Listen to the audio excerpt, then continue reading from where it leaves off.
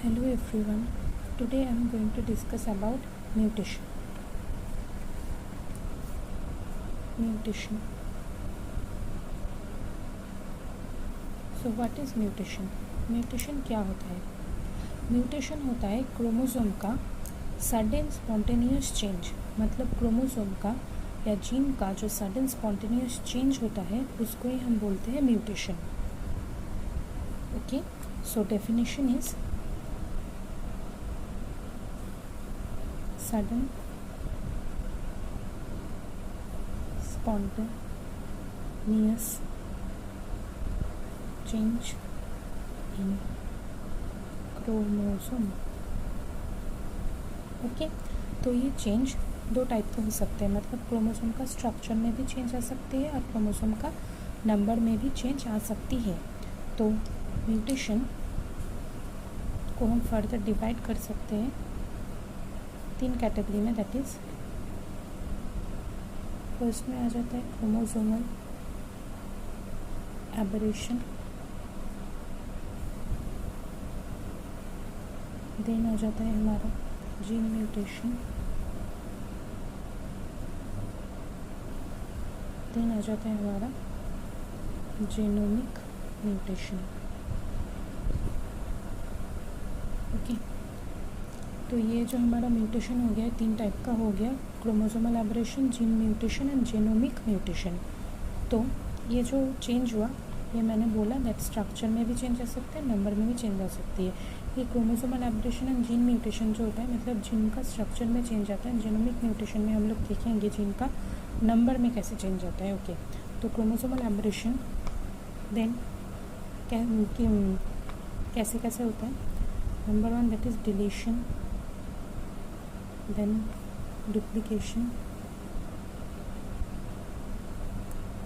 then inversion, then translocation. Deletion, duplication, inversion and translocation. Gene mutation, frame shift, substitution, nonsense mutation, missense mutation and silent mutation. And जो genetic mutation, genomic mutation होता है ये दो type का होता है. एक होता है यूप्लॉइडी एंड देन होता है एन्यूप्लॉइडी. ओके, तो हम ये फर्स्ट में आ जाते हैं क्रोमोसोमल एबरेशन में. तो क्रोमोसोमल एबरेशन अगर हम डिस्कस करना चाहेंगे तो number one that is chromosomal aberration.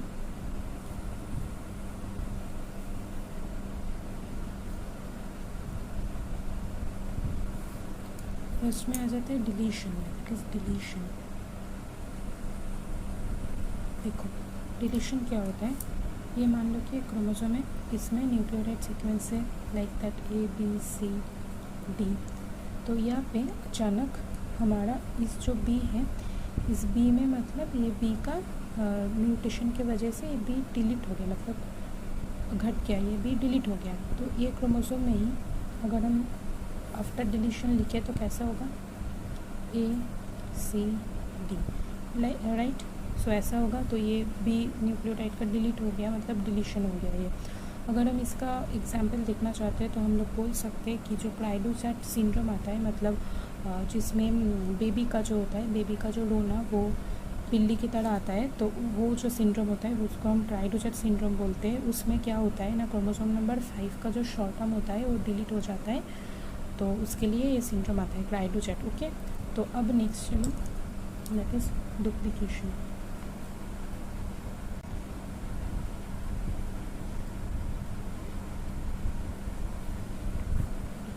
अब डुप्लीकेशन क्या होता है. मान लो क्रोमोसोम में ये सीक्वेंस है ABCD. अब इसमें क्या हो गया डुप्लीकेशन, मतलब नाम से पता चल रहा है कोई एक न्यूक्लियोटाइड मान लो कि C ये डबल हो गया, मान लो ये डबल हो गया तो डुप्लीकेट हो गया. तो कैसा होगा ये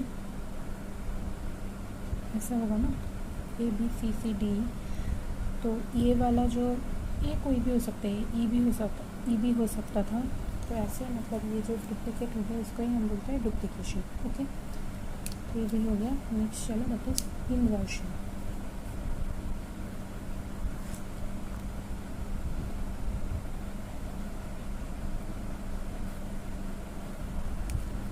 सो व्हाट इज़ इन्वर्शन में, इन्वर्शन नाम से पता चल रहा है, मतलब इन्वर्ट होगा, मतलब यहाँ पे क्या होता है 180 डिग्री टर्न हो जाता है क्रोमोसोम का सेगमेंट में 180 डिग्री टर्न आ जाता है।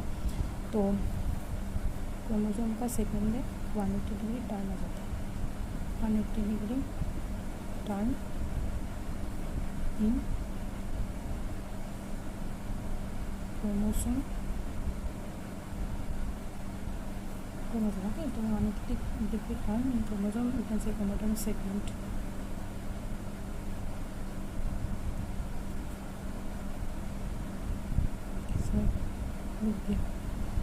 Okay, so chromosome segment 180 degree turn in chromosome segment. So ये हो गया इन्वर्शन। अब इन्वर्शन दो टाइप का होता है, देख लो। इन्वर्शन जो होता है दो टाइप का होता है। एक हमारा हो गया पेरीसेंट्रिक और एक हो गया पैरासेंट्रिक।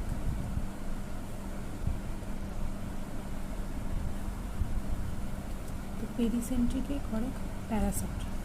सो पेरीसेंट्रिक क्या होता है, पेरीसेंट्रिक वो होता है जिसमें सेंट्रोमियर इंक्लूड होता है, मतलब जो इन्वर्शन सेंट्रोमियर को लेके होता है।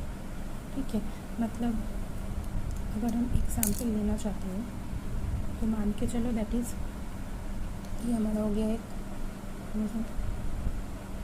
ABCD, यहाँ पे हमारा सेंट्रोमियर है और यहाँ पे इन्वर्शन हो गया हमारा BNC के बीच में। तो ये कुछ ऐसा दिखेगा, मतलब ये यहाँ चले गया और ये यहाँ चला गया।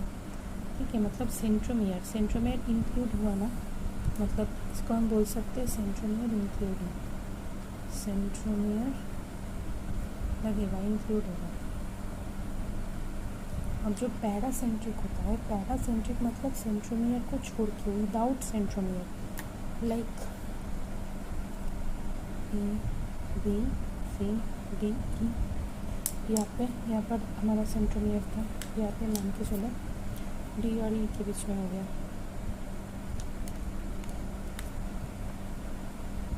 तो यहाँ पे ABCE अब यहाँ पर आ जाएगा हमारा, D यहाँ पर चले जाएगा। तो यहाँ पर देखो सेंट्रोमियर को तो इंक्लूड नहीं हुआ ना, तो इसको हम बोलते हैं विदाउट सेंट्रोमियर, मतलब विदाउट सेंट्रोमियर जो इसमें तो इंक्लूड नहीं हो रहा है ना, तो without centromere. Okay, so clear यहाँ तक। अब चलो नेक्स्ट हमारा ये डिलीशन हो गया, डुप्लीकेशन हो गया, इन्वर्शन हो गया, अब बचता है ट्रांसलोकेशन। तो ट्रांसलोकेशन में जाते हैं हम।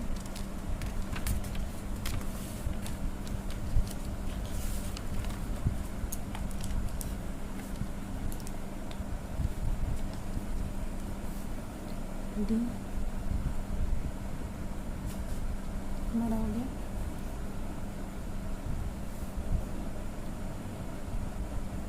Translocation. Okay, so translocation, what is translocation? Translocation मतलब अगर नॉन होमोलोगस क्रोमोसोम के बीच में क्रोमोसोमल सेगमेंट के एक्सचेंज हो जाए, मतलब exchange of chromosomal segment of non homologous chromosome, उसको हम बोलते हैं ट्रांसलोकेशन। मान के चलो यहाँ पे एक ABCD E है और इसमें मतलब ये दोनों ये है तो है, मतलब ABCD, और यहाँ पे कुछ भी ले लो और ABCD को छोड़ के, मतलब ABCD ले लो, EF GH I ले लो। ठीक है, तो अगर ये मान के चलो ये नॉन होमोलोगस क्रोमोसोम है, इसके अंदर में अगर एक्सचेंज हो जाए, मतलब यहाँ से ऐसे, यहाँ से मतलब ये पोर्शन मान ये E और I अगर एक्सचेंज हो जाए तो कैसा दिखेगा, ऐसा दिखेगा।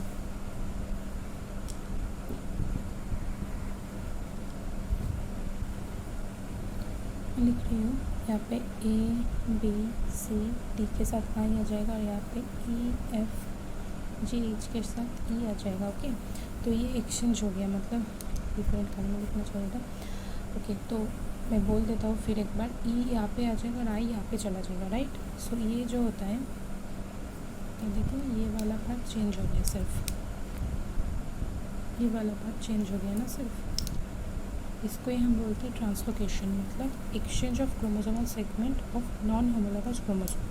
ओके, सो ये हमारा हो गया फर्स्ट वाला जो पार्ट था, क्रोमोसोमल एवोल्यूशन वाला पार्ट। ओके, नाउ जो हमारा सेकेंड पार्ट है उसमें हम आ जाते हैं, दैट इज़ क्या था हमारा, जीन म्यूटेशन, राइट। था जीन म्यूटेशन, हम एक एक करके हम देख लेते हैं जीन म्यूटेशन में। चलो,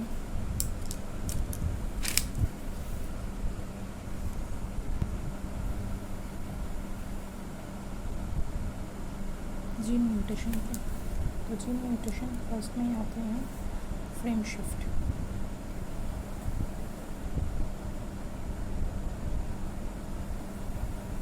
ओके, तो फ्रेम शिफ्ट म्यूटेशन क्या होता है, मतलब जो फ्रेम है वो ही, मतलब उसका रीडिंग ही पूरा बदल जाएगा। देखो कैसे, ये मान लो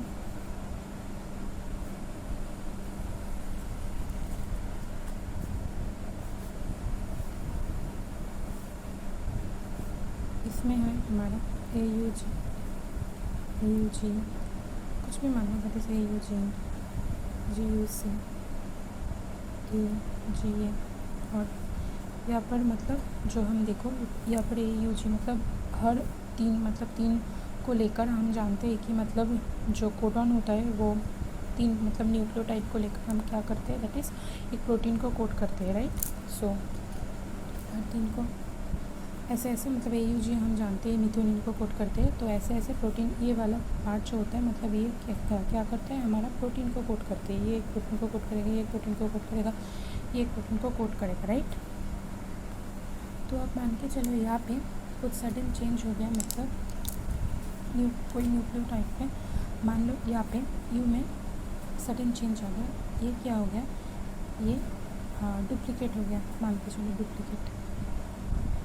ओके, तो ये डुप्लीकेट हो गया, मतलब यहाँ पे और एक यू आएगा, यू आ जाएगा और एक। ओके, तो ये फिर कैसे दिखेगा, यहाँ पे और छोटू सा हम लिख देते हैं, यहाँ पे और एक यू आ जाएगा। तो नेक्स्ट जो होगा वैसे दिख जाएगा, जी यू सी ए जी, ऐसा दिख जाएगा। तो अब देखो जो हमारा था वो ऐसे ऐसे कोड करेगा ना, 1 2 3 1 2 3, मतलब यहाँ पर जी यू सी था, यहाँ पर जी यू ई आ गया, सी ए जी आ गया, ऐसे लिखा। तो ये हो गया, मतलब हमारा जो फ्रेम का रीडिंग था वो ही पूरा चेंज हो गया। इसको हम बोलते हैं फ्रेम शिफ्ट म्यूटेशन। ओके, तो हमारे ये हो गया फ्रेम शिफ्ट। अब आते हैं चलो सब्स्टिट्यूशन में, क्या था नेक्स्ट हमारा था सब्स्टिट्यूशन। ओके, तो सब्स्टिट्यूशन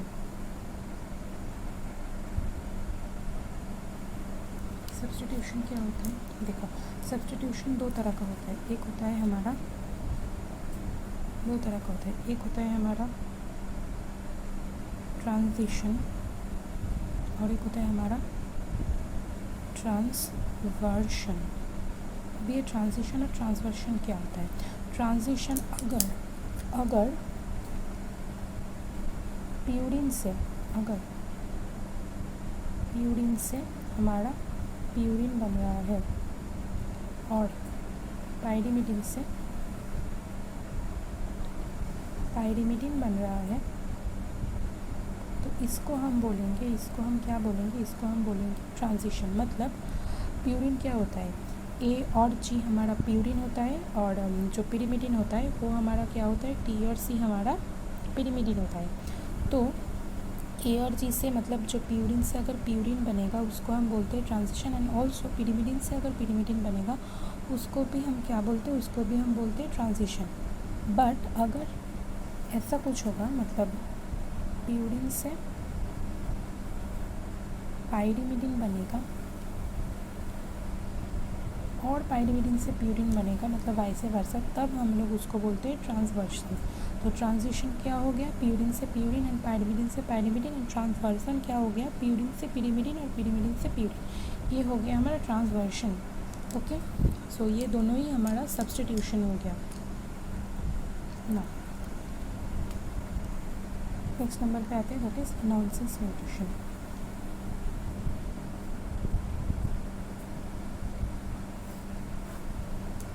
तो नॉनसेंस म्यूटेशन क्या होता है, अगर मान के चलो हमारा ऐसा कोई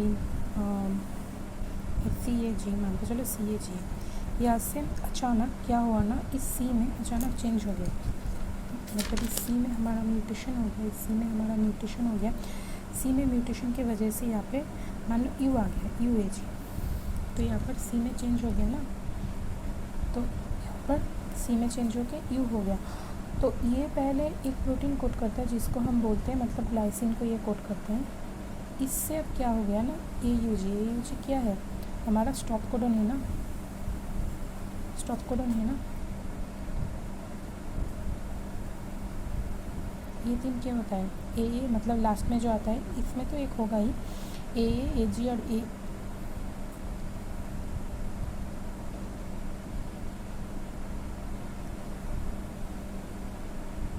सॉरी ये नहीं, ये GA होगा, वही सोच रहे हैं क्या हो गया, हाँ GA, AA, AG और GA होगा। ये तीन मतलब जो होता है हम जानते हैं, ये हमारा स्टॉप कोडन होता है।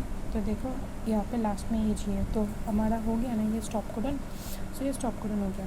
तो अगर नॉनसेंस म्यूटेशन से हम क्या समझ सकते हैं, यही समझ सकते हैं कि अगर मतलब म्यूटेशन हो रहा है किसी एक, देखो ये एक पॉइंट म्यूटेशन का भी पार्ट है, मतलब पॉइंट म्यूटेशन का भी एग्जांपल है जो नॉनसेंस म्यूटेशन होता है। मतलब पॉइंट म्यूटेशन मतलब एक सिंगल बेस पेयर में ही चेंज हो रहा है ना, मतलब C में ही सिर्फ चेंज हो रहा है। तो ग्लाइसिन से क्या बन रहा है हमारा स्टॉप कोडन, मतलब वहाँ पर प्रोटीन मतलब और सिंथेसिस नहीं होगा, वहाँ पर स्टॉप हो रहा है, मतलब वहाँ पर हमारा ग्लाइसिन तो जा, ग्लाइसिन से हमारा जब म्यूटेशन हो गया तो वो स्टॉप कोडन बन रहा है, मतलब और आगे ये नहीं बढ़ेगा।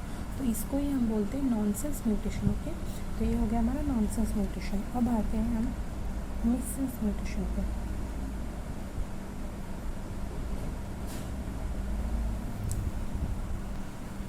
तो दैट इज मिससेंस म्यूटेशन में हम क्या लिखते हैं, थोड़ा सा डिफरेंस है नॉनसेंस से।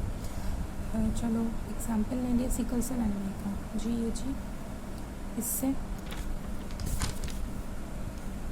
मान लो यहाँ पर क्या हो, E का चेंज हो गया, A न्यूक्लियोटाइड का चेंज आके G, यहाँ पर U आ गया, GUG। तो ये हम जानते हैं, ये GAG क्या होता है, ये ग्लूटामिक एसिड होता है।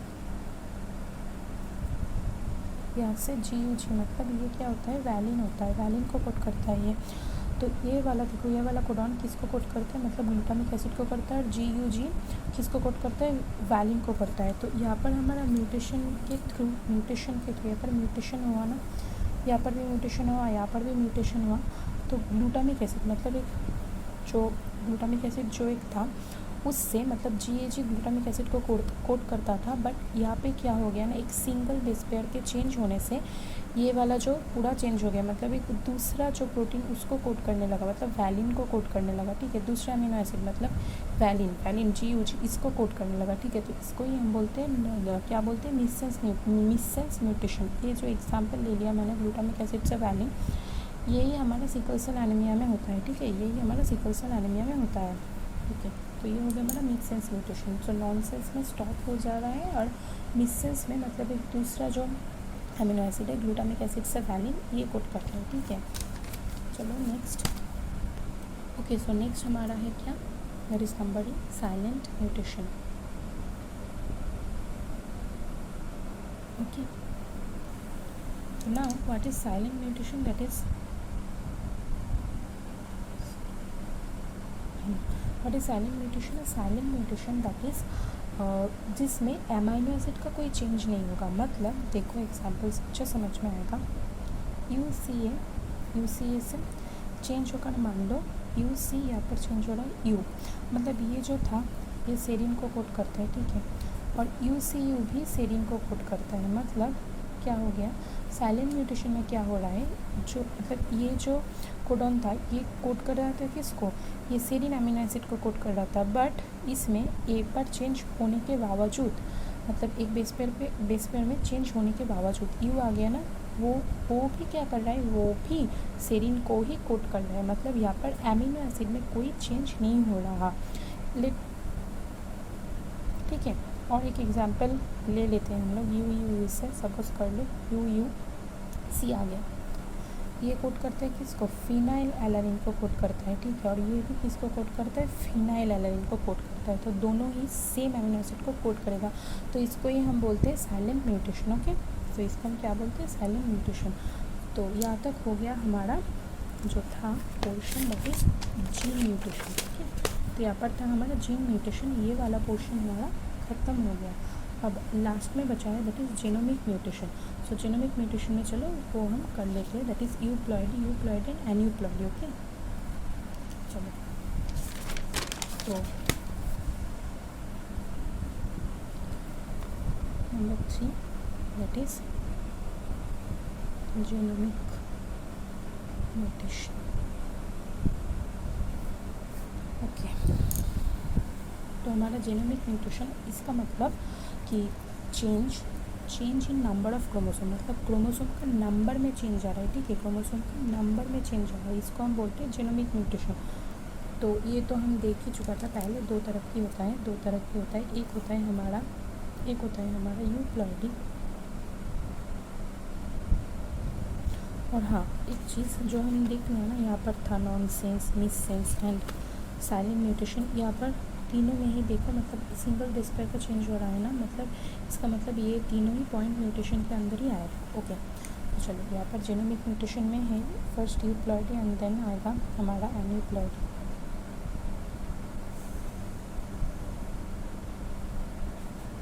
ओके, सो यूप्लॉइडी क्या होता है, मतलब हम लोग जानते हैं that is N is haploid, 2N means diploid, ऐसे ही 3N भी होता है, उसको हम क्या बोलते हैं, मतलब 3N भी हो सकता है, उसको हम क्या बोलते हैं, दैट इज़ अगर होता तो ट्राइप्लॉइडी बोलते हैं, अगर 4N को होता तो 4N को हम टेट्राप्लॉइडी बोलते हैं। मतलब क्या हो गया, इसको 3N को हम बोलते हैं ट्राइप्लॉइडी, मतलब 3N इज इक्वल्स टू 6 हो जाता ना, मतलब 2N 3N is equals to, and tetraploidy मतलब क्या हो जाता है, दैट इज़ अगर N इज इक्वल्स टू 2 होता तो 2N इज इक्वल्स टू 4 होता, 3N इज इक्वल्स टू 6 होता and 4N is equals to 8 होता, ये मान के चलो।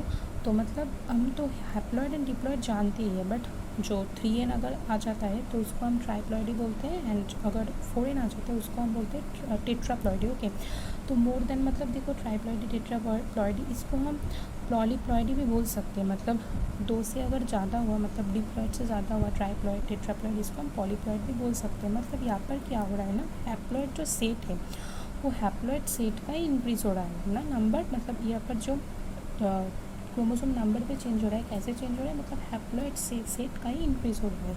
ओके, मतलब 3N कैसे आएगा, मतलब 2N के साथ और एक N जुड़ गया है, ऐसे आए। 4N कैसे आएगा, 2N के साथ 2N जुड़ गया है, ऐसे आए। तो इसको ही हम बोलते हैं दैट इज़ 3N 4N, इसको भी हम पॉलीप्लॉइड भी बोल सकते हैं। That is polyploid, that is triploidy and tetraploidy. Okay, तो नाउ इट इज़, ये हो गया हमारा यूप्लॉइडी। अब आता है अगर एन्यूप्लॉइडी में, एन्यूप्लॉइडी क्या होता है ना, हमारा एन्यूप्लॉइडी होता है अगर मतलब जो हमारा क्रोमोसोम है उसमें एक सिर्फ सिंगल, मतलब अगर एक का लॉस हुआ और गेन हुआ, ठीक है, उसको हम बोलते हैं क्या, एन्यूप्लॉइडी, मतलब लॉस और गेन ऑफ वन और few chromosome is called aneuploidy. मतलब 1 भी हो सकता है, फ्यू भी हो सकता है, एक से ज़्यादा भी हो सकता है। कैसे देखो, मतलब अगर हम ये कॉमन तो हम जानते हैं 2N+1, इसको हम ट्राइजोमी बोलते हैं ना, ट्राइजोमी। तो देखो यहाँ पर एक का चेंज हो रहा है, मतलब एक का इंक्रीज़ हो रहा है, ठीक है, मतलब गेन हो रहा है एक का। 2N+2 को हम क्या बोलते हैं, टेट्राजोमी बोलते हैं ना, टेट्राजोमी। 2N+1 को हम क्या बोलते हैं, देखो डबल ट्राइजोमी बोलते हैं। 2N+1 को ट्राइजोमी, 2N+1 को हम डबल ट्राइजोमी बोलते हैं, एंड 2N+ अगर 2 हो जाए तो उसको टेट्राजोमी बोलते हैं। ठीक है, ये तो हो गया हमारा जो गेन। अगर हम लॉस का बात करें, मतलब अगर घट जाए, लाइक 2n माइनस 1, इसको हम क्या बोलते हैं? मोनोसोमी बोलते हैं, मोनोसोमी बोलते हैं, राइट। 2n माइनस 2 को क्या बोलते हैं? मेलिसोमी बोलते हैं। एंड 2n माइनस 1 को वैसे ही क्या बोल देंगे? डबल मोनोसोमी बोल देंगे, राइट। सो ये सब हमारा आ जाएगा किसके अंदर? दैट इज़ एनिप्लॉयडी के अंदर ये सब हमारा आ जाएगा। ओके, सो ये हो गया हमारा पूरा, मतलब क्या हो गया बोले? That is mutation. मतलब 3 टाइप ऑफ म्यूटेशन हम लोग देख लिया। That is chromosomal aberration, gene mutation and genomic mutation. इसके अंदर हम लोग पूरा देख लिया क्या deletion, duplication, inversion, translocation, gene mutation में frame shift, substitution, that is nonsense, missense, silent mutation and genetic में जेनोमिक म्यूटेशन में हम लोग देख लिया that is euploidy and aneuploidy किसको बोलते हैं। ओके, तो ये हमारा हो गया पूरा।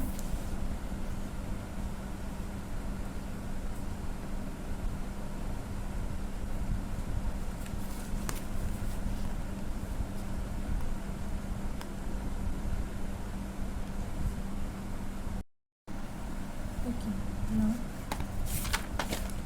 देखिए, सो मतलब थोड़ा सा हेडफोन का यूज़ कर लेना, मतलब थोड़ा सा साउंड का प्रॉब्लम हो सकता है, मतलब हेडफोन से ज़्यादा अच्छा साउंड आएगा, तो प्लीज़ हेडफोन का यूज़ कर लेना। एंड देखिए ये हो गया, ठीक है। तो that's all for today. Thank you everyone for watching till here. I hope everything is clear now, but if you have any doubt regarding this, then please comment down below, and if you like the content, then hit the like button and do subscribe my channel. Okay, so keep studying, take care, and bye.